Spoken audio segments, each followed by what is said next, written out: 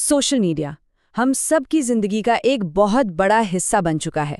पर कभी सोचा है कि ये ऐप्स हमें घंटों तक अपने में उलझाए कैसे रखते हैं? आज हम इसी के पीछे की पूरी साइकोलॉजी को समझने वाले हैं। तो चलिए शुरू करते हैं। हम सबके साथ ऐसा हुआ है ना? फोन उठाया था बस 5 मिनट के लिए, लेकिन कब 1 घंटा निकल गया पता ही नहीं चला। तो सोचने वाली बात यह है कि क्या ये सिर्फ हमारी आदत है या फिर इसके पीछे कोई बहुत सोची समझी चाल काम कर रही है? अच्छा, उस चाल को समझने के लिए सबसे पहले उस प्रॉब्लम को समझना होगा जो हम सब महसूस करते हैं, ये खोया हुआ घंटा। आखिर ये समय जाता कहाँ है? और यहीं से वो सबसे बड़ा सवाल उठता है जिस पर आज हम बात करेंगे। क्या कंट्रोल हमारे हाथ में है या फिर सोशल मीडिया हमें कंट्रोल कर रहा है? तो इस सवाल का जवाब पता है कहाँ छिपा है? पैसे में। ये समझने के लिए कि हमें कौन कंट्रोल कर रहा है, हमें ये देखना होगा कि ये सोशल मीडिया कंपनियां आखिर पैसा कमाती कैसे हैं। और यहीं पर एक बहुत ही दिलचस्प कॉन्सेप्ट आता है जिसे कहते हैं अटेंशन इकोनॉमी। ये बात समझना बहुत जरूरी है। एक कहावत है, अगर कोई चीज मुफ्त है तो प्रोडक्ट आप खुद हैं।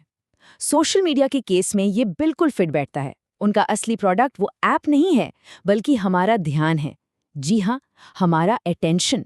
और इसी को वो एडवर्टाइजर्स को बेचते हैं। इसका हिसाब किताब बहुत सीधा है। हम जितना ज्यादा टाइम ऐप पर गुजारेंगे, कंपनियों को उतने ज्यादा एड्स दिखाने का मौका मिलेगा, और बस यही उनकी कमाई का सबसे बड़ा जरिया है। ठीक है, तो अगर उनका मकसद हमारा ज्यादा से ज्यादा टाइम लेना है, तो सवाल ये है कि वो ऐसा करते कैसे हैं? वो सिर्फ अच्छे कंटेंट के भरोसे तो नहीं बैठ सकते। असल में वो हमारे दिमाग के एक बहुत ही बेसिक हिस्से का इस्तेमाल करते हैं। इसे हम कह सकते हैं डोपामाइन का खेल। अब ये डोपामीन क्या है? ये हमारे दिमाग का एक फील गुड केमिकल है। जब भी हमें कुछ नया या अच्छा महसूस होता है, मान लीजिए किसी दोस्त का एक लाइक आया, तो ये केमिकल रिलीज होता है। हमारे दिमाग को ये एहसास बहुत पसंद है और वो इसे बार बार चाहता है। और बस यहीं से एक आदत या कह लें लत जैसा साइकिल शुरू हो जाता है। और सोशल मीडिया क्या करता है?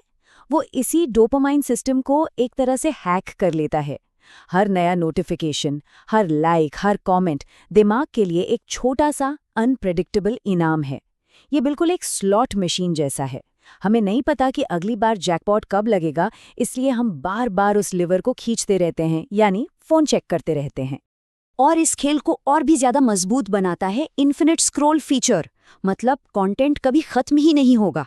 इससे दिमाग को हमेशा लगता है कि अगली मजेदार चीज बस एक स्क्रॉल दूर है, और इसी उम्मीद में पता ही नहीं चलता कि कब घंटे निकल गए। लेकिन रुकिए, ये डोपामाइन का खेल हर किसी के लिए एक जैसा नहीं होता। इसे हर एक यूजर के लिए पर्सनल और ज्यादा असरदार बनाने के लिए एक बहुत पावरफुल इंजन काम करता है। नाम है एल्गोरिदम।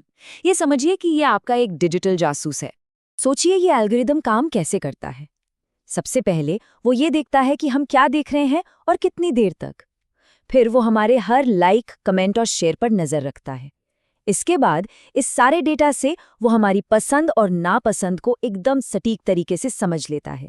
और आखिर में वो हमें ठीक वैसा ही कंटेंट दिखाता है जो हमें स्क्रीन से चिपकाए रखे। तो इतनी कॉम्प्लेक्स टेक्नोलॉजी के पीछे का मकसद बहुत सीधा और पावरफुल है, हमारा वक्त। तो अब तक हमने ये तो समझ लिया कि ये पूरा सिस्टम काम कैसे करता है, पर इसका हमारी असल जिंदगी पर क्या असर होता है? चलिए अब इस डिजिटल दुनिया से बाहर निकलते हैं और इसके रियल लाइफ इम्पैक्ट को देखते हैं। और इसका असर काफी गंभीर हो सकता है। कई स्टडीज बताती हैं कि सोशल मीडिया के ज्यादा इस्तेमाल और एंग्जाइटी और स्ट्रेस के बीच एक सीधा कनेक्शन है। होता क्या है, हम अनजाने में ही अपनी रोजमर्रा की जिंदगी की तुलना दूसरों की ऑनलाइन दिखने वाली परफेक्ट लाइफ से करने लगते हैं, और नतीजा, हम खुद को कम समझने लगते हैं। देखिए, सोशल मीडिया पर जो दिखता है और जो असलियत है, उसमें जमीन आसमान का फर्क होता है। वहां सिर्फ जिंदगी के बेस्ट मोमेंट्स दिखाए जाते हैं, जबकि असल जिंदगी में सब कुछ होता है। और ये फर्क हमारी सोच और हमारे असली रिश्तों पर भी असर डालता है। तो सवाल ये है कि क्या हम इसके आगे बेबस हैं? बिल्कुल नहीं। अब हम इस विश्लेषण के सबसे जरूरी हिस्से पर आते हैं कि हम ये कंट्रोल वापस अपने हाथ में कैसे ले सकते हैं। कंट्रोल वापस पाने के लिए 3 बहुत सिंपल लेकिन पावरफुल स्टेप्स हैं। पहला, अपने स्क्रीन टाइम पर लिमिट लगाइए। दूसरा, बस यूं ही स्क्रॉल करने की बजाय सोच समझकर ऐप खोलिए। और तीसरा, जो सबसे जरूरी है, ऑनलाइन दोस्तों से ज्यादा अपने असल जिंदगी के रिश्तों को अहमियत दीजिए। देखिए, यहाँ मकसद टेक्नोलॉजी को पूरी तरह से छोड़ देना नहीं है। सोशल मीडिया एक टूल है। जरूरी ये है कि हम इसे सोच समझकर अपने फायदे के लिए इस्तेमाल करें। और आखिर में ये सब हमें एक बहुत बड़े सवाल पर लाकर खड़ा कर देता है।